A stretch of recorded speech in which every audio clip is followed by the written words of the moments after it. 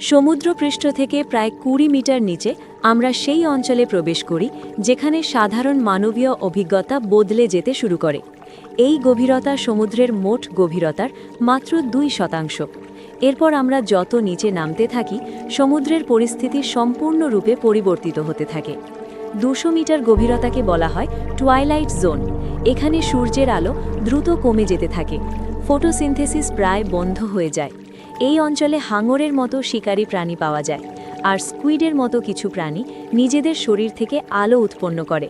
এই প্রক্রিয়াকে বলা হয় বায়োলুমিনেসেন্স, যা এই গভীরতায় যোগাযোগ, সুরক্ষা এবং শিকারের জন্য অত্যন্ত গুরুত্বপূর্ণ। ১০০০ মিটার নিচে আমরা পৌঁছাই মিডনাইট জোনে। এখানে সূর্যের আলো সম্পূর্ণ অনুপস্থিত। চাপ অত্যন্ত বেশি, প্রায় এমন যেন হাজার হাজার টনের ওজন একসাথে শরীরের ওপর চাপানো হয়েছে। এই প্রতিকূল পরিবেশেও জীবন সম্ভব। এখানে জায়েন্ট স্কুইড এবং অ্যাংলার ফিশের মতো প্রাণী পাওয়া যায়, যারা সম্পূর্ণ অন্ধকারে বসবাসের জন্য জৈবিকভাবে অভিযোজিত। ৪০০০ মিটার গভীরতাকে বলা হয় অ্যাবিসেল জোন। এই অঞ্চল অত্যন্ত ঠান্ডা, শান্ত এবং স্থির। এখানে বহু ঐতিহাসিক জাহাজের ধ্বংসাবশেষ রয়েছে। এই অঞ্চলে অবস্থিত আরএমএস টাইটানিকের ধ্বংসাবশেষ, যা ১৯১২ সাল থেকে প্রায় অপরিবর্তিত অবস্থায় সমুদ্রতলে পড়ে আছে।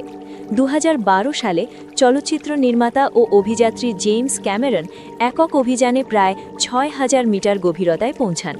এই অঞ্চলকে বলা হয় হেড জোন, যার নাম গ্রিক পাতাললোকের দেবতা হেডিজের নাম থেকে নেওয়া হয়েছে। এই অঞ্চলে জীবন সূর্যের উপর নির্ভরশীল নয়।